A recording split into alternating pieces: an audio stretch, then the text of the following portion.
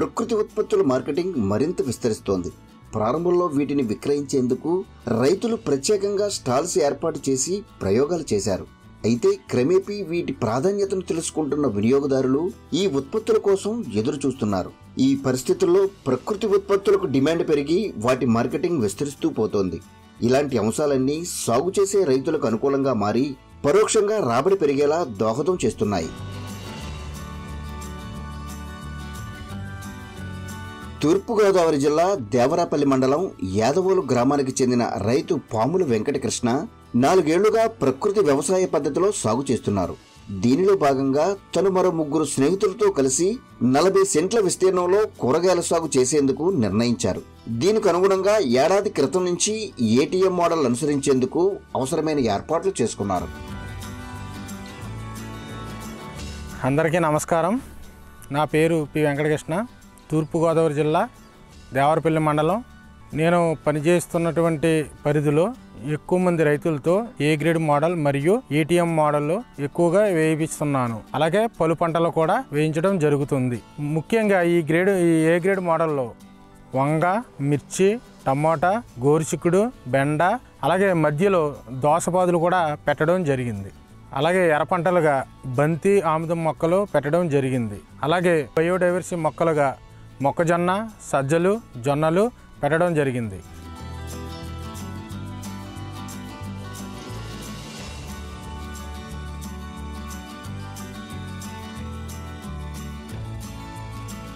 దీనిలో భాగంగా సాగు చేసే భూమిని రైతు సాధికార సంస్థ మౌలిక సూత్రాలకు అనుగుణంగా బెడ్లు ఏర్పాటు చేసుకుని కాలువలు తవ్వుకున్నారు. వీటిపై ఘనజీవామృతం వేసి కూరగాయలు, ఆకుకూరలు, తీగజాతి, దుంపజాతి, పండ్ల మొక్కలతో పాటు ఎర్ర పంటలకు చెందిన విత్తనాలు, నారును నాటుకున్నారు.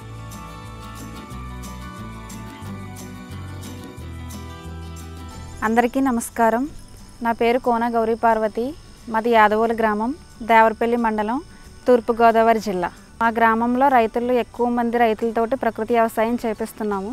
అలాగే ఇందులో భాగంగా నేను ఏటీఎం కూడా వేసుకోవడం జరిగింది. అందులో ఆకుకూరలు, దుంపజాతి, కూరగాయలు పండించాం. అలాగే నా ఏటీఎంలో ఆకుకూరలు, కూరగాయలు పండించిన ఊళ్ళో వాళ్ళకి అమ్మడం జరుగుతుంది. ఈ విధంగా చేయడం వల్ల నెలకి సుమారుగా 3,000, 3,300 రావడం జరుగుతుంది. ఇది నాకు అదనపు ఆదాయంగా ఉపయోగపడుతుంది. రాబోయే రోజుల్లో ఇంకా డెవలప్ చేయడం జరుగుతుంది. అలాగే ఎక్కువ మంది రైతులతో కూడా వేయించడానికి ప్లాన్ చేసుకోవడం జరుగుతుంది.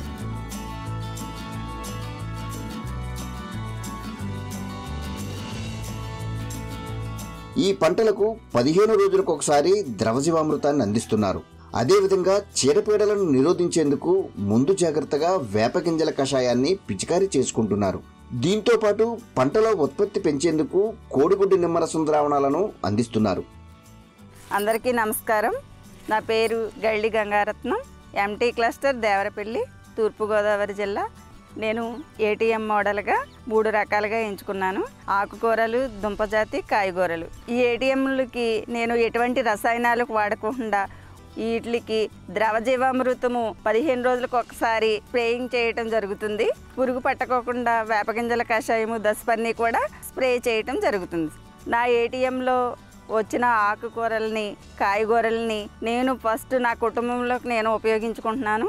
పక్కన రిలేటివ్స్ కూడా ఇస్తున్నాను. ఇంకా ఎక్కువ ఉన్నది మాది వీక్లీ దేవరపల్లి స్టాల్లో ఉంటుంది. ఆ స్టాల్కి మేము పట్టుకెళ్తున్నాం.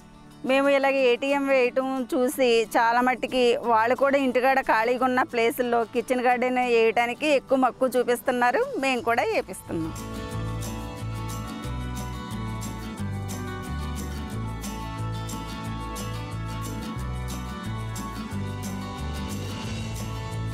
వీటితో పాటు ప్రధానంగా పంట పూర్తయిన చోట వేరే పంటను రిలే షోయింగ్ చేసుకొని కలుపును కట్టడి చేస్తున్నారు.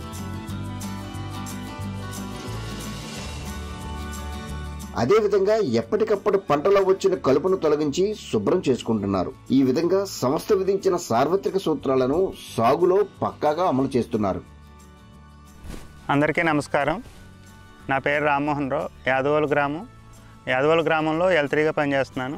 Devarapalli MT cluster, Gopalapuram division, Thurpugodavari జిల్లా.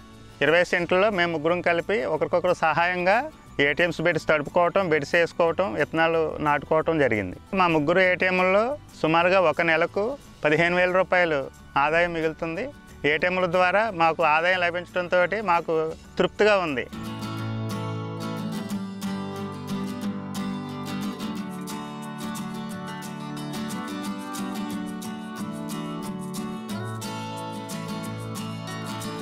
ఈ క్రమంలో సాగు చేసిన పంటల నుంచి ముందుగా ఆకుకూరలు, తరువాత కూరగాయలు, దుంపజాతులు వరుసగా దిగుబడులొచ్చాయి.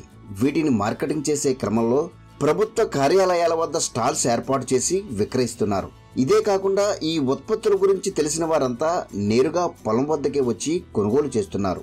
మరికొంతమంది రైతు ఇంటి వద్ద నుంచి తీసుకెళ్తున్నారు. క్రమేపీ ఈ ఉత్పత్తులపై ప్రజల్లో అవగాహన పెరగడంతో వీటిని కొనుగోలు చేసేందుకు అధిక శాతంలో ముందుకు వస్తున్నారు. ఈ పరిస్థితులన్నీ రైతులు లాభపడే విధంగా దోహదం చేస్తున్నాయి.